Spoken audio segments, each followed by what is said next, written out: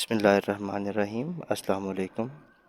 Welcome to my YouTube channel ज़ायके पाकिस्तान के। आज हम आपको बनाना सिखाएंगे ज़रदा चावल। तो आइए रेसिपी की तरफ। उससे पहले हमारा चैनल जो है इसको सब्सक्राइब कर दें, लाइक कर दें, शेयर कर दें और बेल आइकन के बटन को दबा दें ताकि हमारे आने वाली नई वीडियोज़ आप तक बर वक्त पहुँच सके।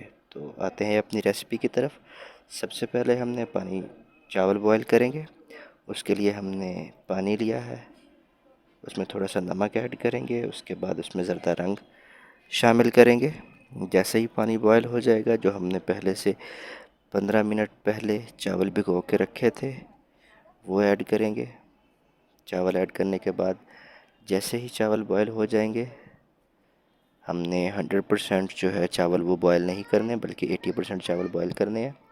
उसके बाद छन्नी की मदद से चावलों को छान लेंगे।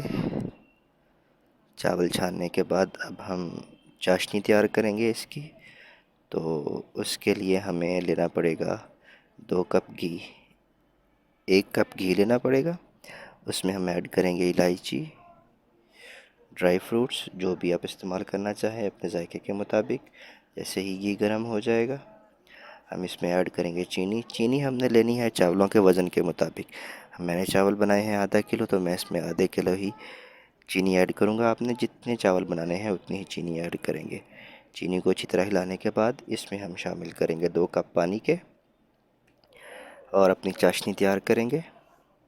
जैसे ही हमारी चाशनी तैयार हो जाएगी, हम उसमें चावल शामिल कर देंगे और हिला देंगे अच्छी तरह। चावलों को हिलाने के बाद जब इसका पानी तकरीबन खुश्क हो जाए, तो हम इसको अच्छे से हिलाने के बाद पानी खुश्क हो जाए तो हम इसकी आंच जो है धीमी कर देंगे। उसके बाद इसको दम लगा देंगे।